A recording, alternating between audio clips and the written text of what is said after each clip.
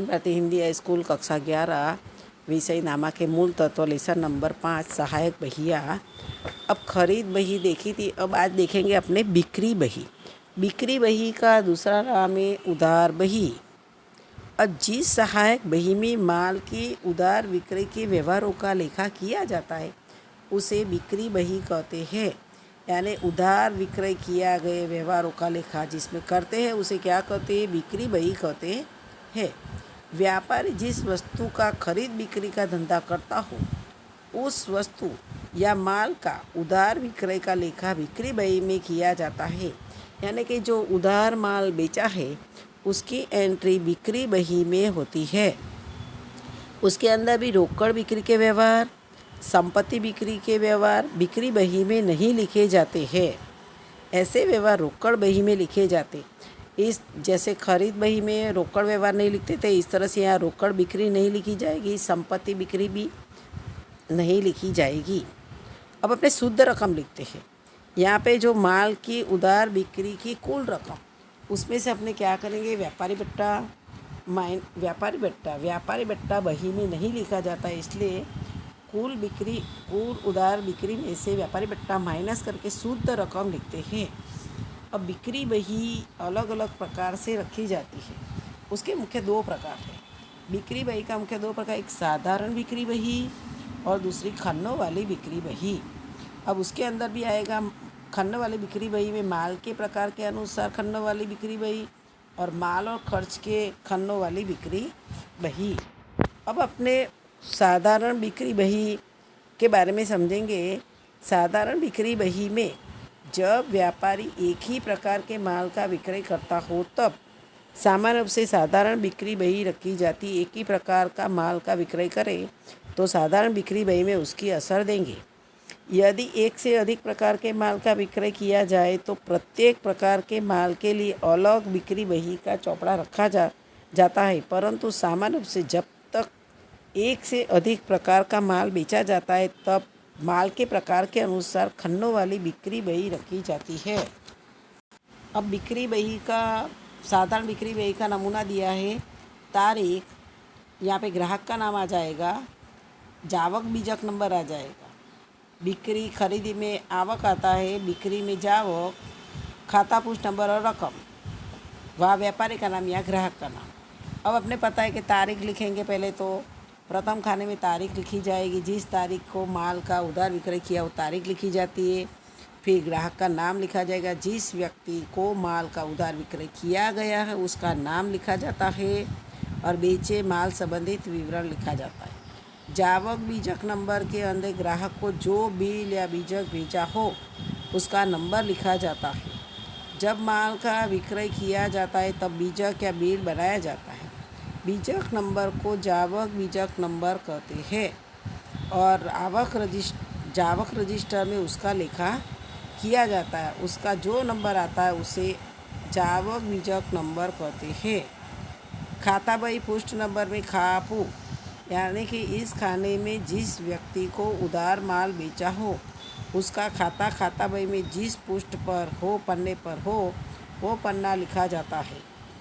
फिर रकम लिखी जाती कि उधार विक्रय की कुल रकम में से व्यापारी बट्टा घटाने के बाद की शुद्ध रकम अपने दर्शाते हैं और ग्राहक की ओर से चुकाए खर्चों का समावेश भी उसमें करते हैं। अब अपने उदाहरण नंबर 4 देखते हैं कि निम्नलिखित व्यवहारों पर से श्री जगदीश हार्डवेयर स्टोर्स जो लोहे का व्यापारी है उनकी बही में बिक्री बही तैयार कीजिए। अब व्यवहार नंबर 1 अपने समझे। उससे पहले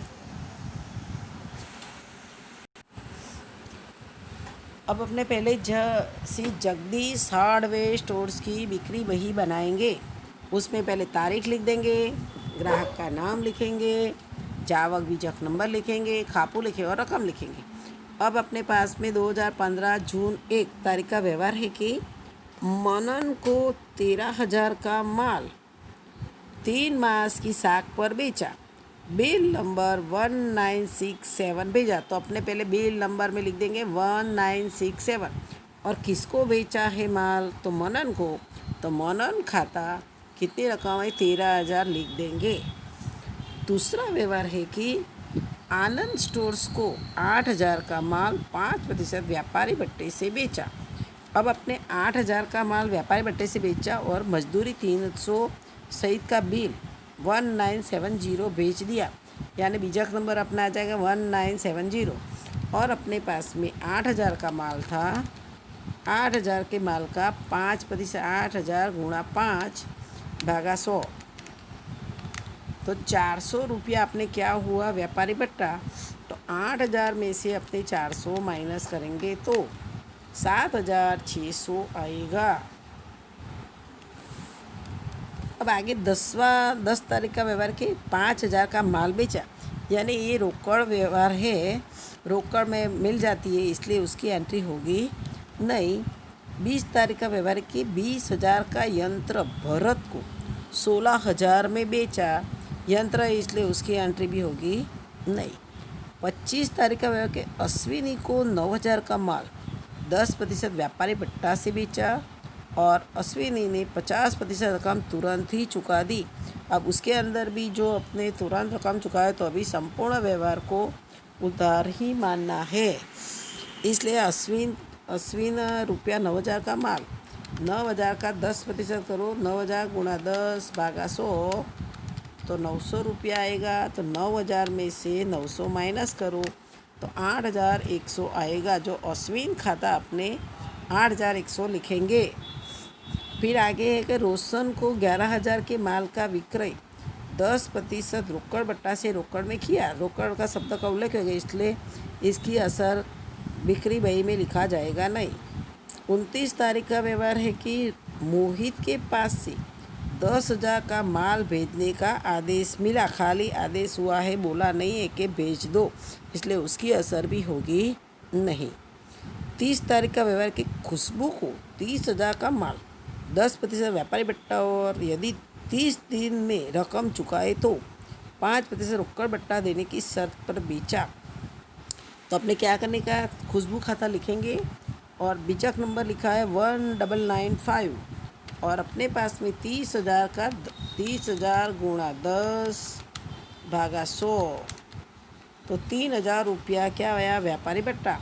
तो 30,000 में से 3,000 माइनस करो तो 27,000 रहेगा, रोकड़ भट्टा का उल्लेख होगा नहीं।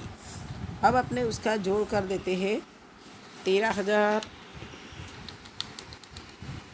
7,600, 8,100 और 27,000, 55,700 कुल उधार विक्रय हुई।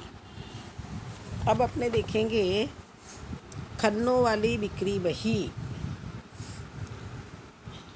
अब खन्नों वाली बिक्री बही 2 प्रकार की है, माल के प्रकार के अनुसार खन्नों वाली बिक्री बही और दूसरा है माल और खर्च के खन्नों वाली बिक्री बही।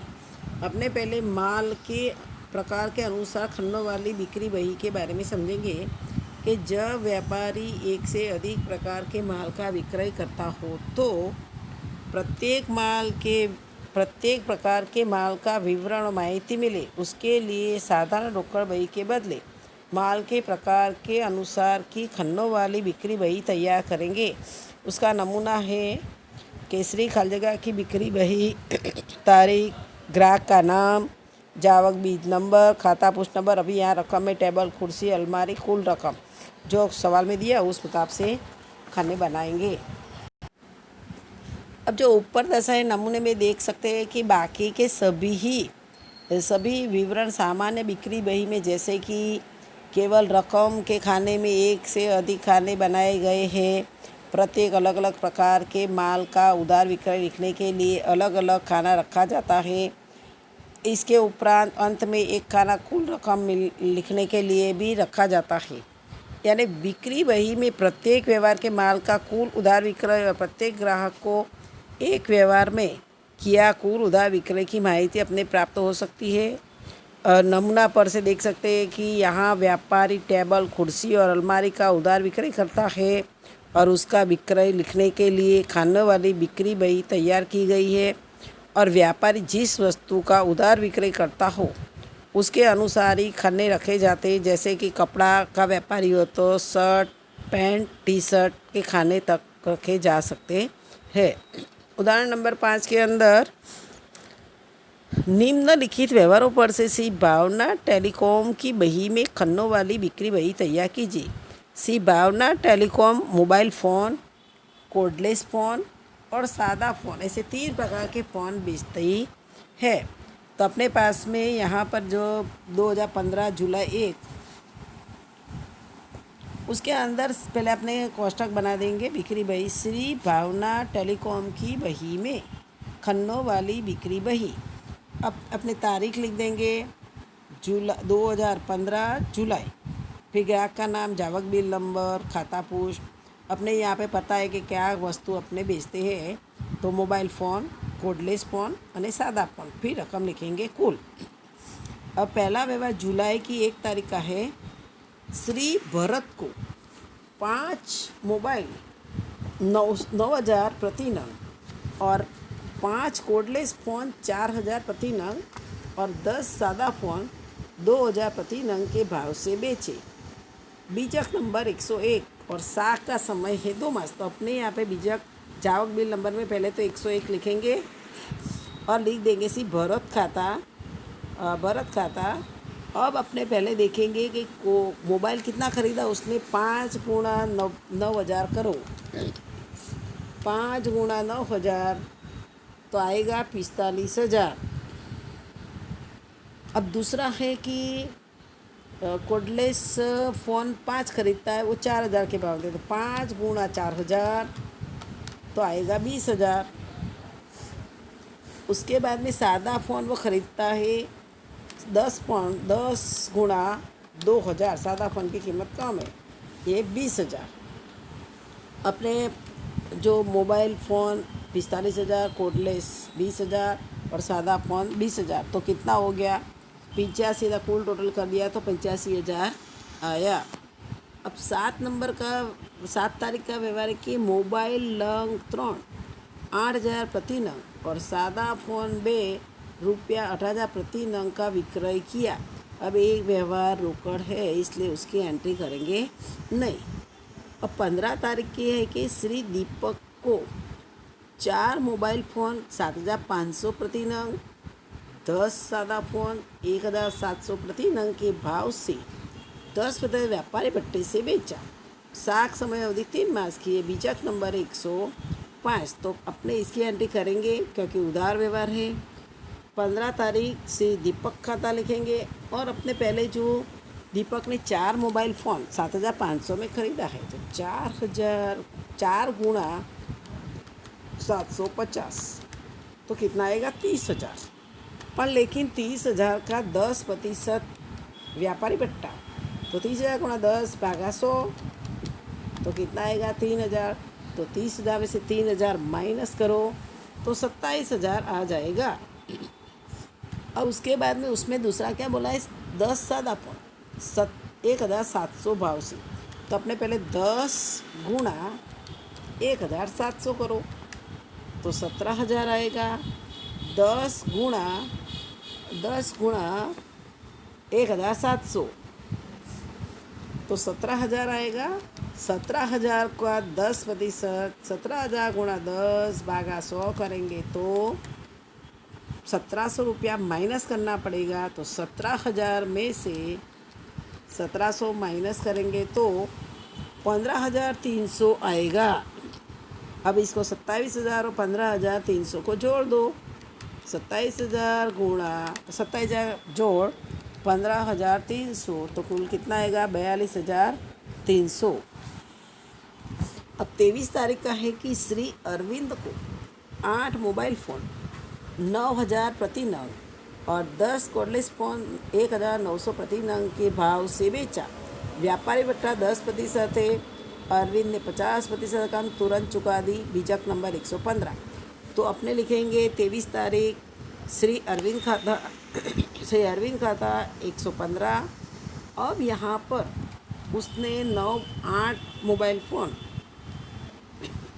8 गुणा 9,000 करो तो आएगा 72,000 और उसका 10% कर देने का 10%।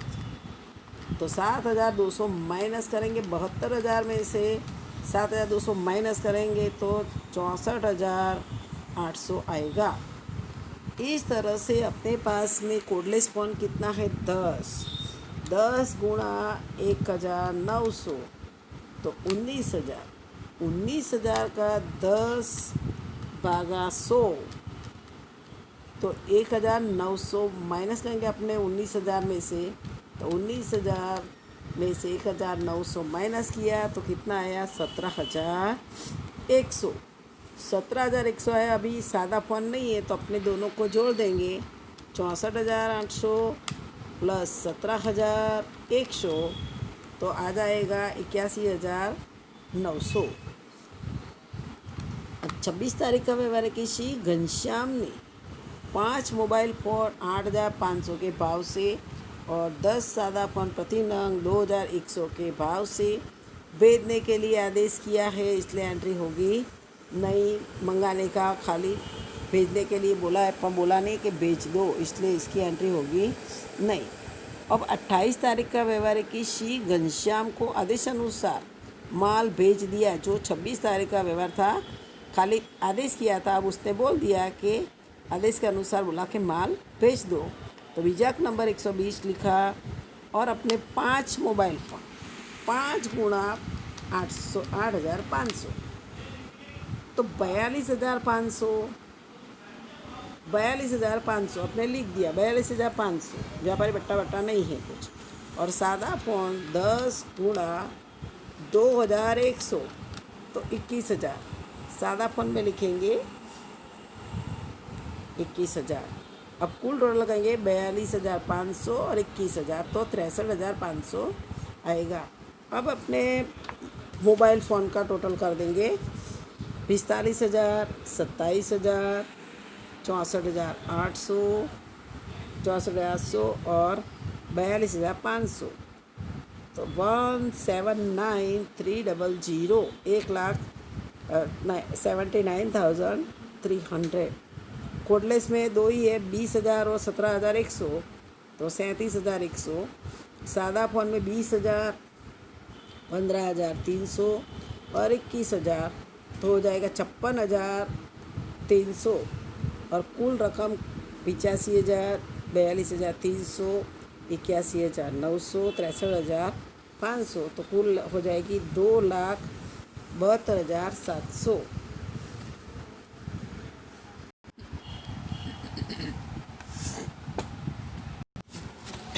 अपने श्री सरदार स्टोर्स की बिक्री बही, तारीख, ग्राहक का नाम, जागविक नंबर, खाता पुष्ट। अब रकम के अंदर माल की शुद्ध रकम, मूल्य वृद्धि कर, रेलवे नूर, मजदूरी और कुल खर्च। अब व्यवहार नंबर 1 देखेंगे अपने कि 2015 जून 1 पंकज को 30,000 का माल 10% व्यापारी भट्टे से भेजा। मूल्य वृद्धि कर 5%, रेलवे नूर 1,000 और मजदूरी 300, बीजक 123। तो अपने क्या करेंगे, पहले तो श्री पंकज खाता लिखेंगे, मतलब पंकज खाता, जावक बिल नंबर 123। और अभी अपने जो 30,000 का 10%, 30,000 गुणा 10 भागा 100 तो कितना आएगा 3,000। तो अपने 3,000 क्या करेंगे, माइनस कर देंगे 30,000 में से तो 27,000 आएगा। ये माल की शुद्ध रकम। अब माल की शुद्ध रकम के बाद में उसने 5% बिक्री मूल्य वृद्धि कर तो 27,000 गुणा 5 और प्रतिशत का निशान लगा दोगे ना तुम लोग तो तुम्हारे पास में रकम तुरंत आ जाएगी 1,350। और फिर उसने रेलवे नूर 1,000 चुकाया, मजदूरी 300 तो रेलवे नूर 1,000 और मजदूरी 300 लिख दो। फिर सबकी टोटल कर दो 27,000, 1,350, 1,300 तो 29,650। अब अपने दूसरी तारीख देखते हैं, 10 तारीख का है। नीलेश को ₹50,000 का माल 10% व्यापारी भट्टा से नौकत से बेचा। मूल्य वृद्धि कर 5% और मजदूरी ₹200 वसूल की। अभी ये नौकत से बेचा इसलिए उसकी एंट्री होगी नहीं। 14 तारीख का व्यवहार है कि जयेश भाई को 20,000 का माल 5% व्यापारी भट्टा से 3 मास की साख पर बेचा। मूल्य वृद्धि कर 5% जयेश भाई की ओर से रुपया 250 मजदूरी पेटे और 400 रेलवे पेटे चुकाया। बीजक नंबर 130 में मजदूरी और रेलवे की रकम जोड़कर उसको भेज दिया। अब अपने जो जयेश भाई का बीजक नंबर 130 और 20,000 का 5%, तो 20,000 का 5% करो, 20,000 गुणा 5 और प्रतिशत करो तो 1,000 आएगा। तो 20,000 में से 1,000 माइनस करो तो माल की शुद्ध रकम कितनी आएगी? 19,000। अब अपने 19,000 गुणा अपने पास में मूल्य वृद्धि कर चुकाना है 5% गुणा 5%, तो 950 मूल्य वृद्धि कर, फिर रेलवे नूर का 400 और मजदूरी का 250, तो कुल टोटल हो जाएगा 19,950, 400 और 250, तो 20,600। अब अभी अपने पास में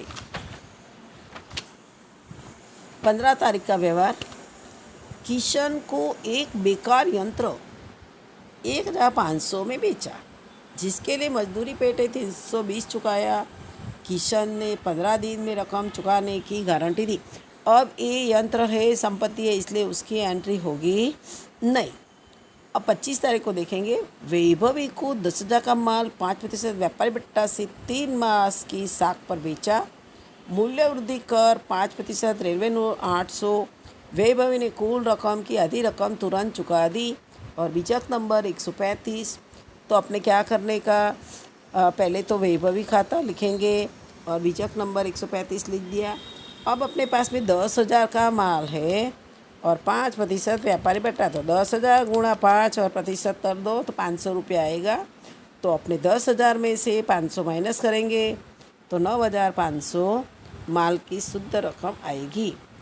अब उसके ऊपर अपने 3%, 9,500 पर कितना प्रतिशत? 5% मूल्य वृद्धि कर गुणा 5 और प्रतिशत लगा दो तो 400 ने 75 मूल्य वृद्धि कर आएगा। और 800 रुपया रेलवे नूर का चुकाया, मजदूरी नहीं है, तो कुल 9,500 प्लस 475 प्लस 800 करोगे तो 10,775 आएगा। अब 30 तारीख का व्यवहार है कि गौरांग को 40,000 का माल 10% व्यापारी भट्टा से 1 मास की साख पर बेचा। मूल्य वृद्धि कर 5%, रेलवे नोट 1,500 बीजक नंबर 140 में जोड़कर भेज दिया। तो गौरांग खाता लिखेंगे 30 तारीख और बीजक नंबर 140। अब अपने 40,000 का क्या करेंगे? 40,000 गुणा 10 और प्रतिशत कर दो तो 4,000। तो क्या करने का? 40,000 में से 4,000 माइनस कर दो तो 36,000 आ जाएगा जो माल की शुद्ध रकम। अब 36,000 पर अपने मूल्य वृद्धि कर ढूंढेंगे 5%। 36,000 गुणा 5 और प्रतिशत कर दो तो 1,800। फिर 1,500 रुपया क्या है? रेलवे उड़ चुका है, तो कुल 36,000, 1,800, 1,500, तो 39,300। अभी अपने टोटल कर देंगे माल की शुद्ध रकम 27,000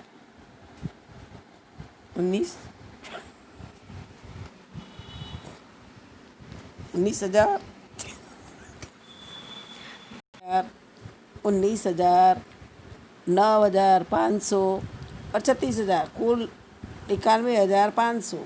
इस से मूल्य वृद्धि कर 1,350, 950, 475, 1,800, 4,775 और रेलवे को जोड़ दो 1,400, 800 और 1,500, 3,700 और मजदूरी 300 और 250, 550। अब कुल रकम जोड़ दो 29,650, 20,600, 10,775 और 39,300, तो कुल 1,03,325 आएगा। अब जो यहाँ पे तुमको टिप्पणी दी है वो मैंने समझा दी है और एक कोष्टक भी बनाया। कोष्टक बनाने की ज़रूरत नहीं है, अपने सीधा ही कैलकुलेट करके भी कर सकते हैं। कि यहाँ पे व्यवहार रोकड़ व्यवहार 10 तारीख का जो रोकड़ बिक्री का व्यवहार था इसलिए नहीं किया, 15 तारीख संपत्ति का था इसलिए नहीं किया, और 25 तारीख में वैभवी ने चुकाने की रकम रोकड़ में लिखा किया जाएगा। और जो अपने गणना की है तब तुम्हारे को स्वाध्याय के सवाल के अंदर तुम लोगों को 7वां सवाल,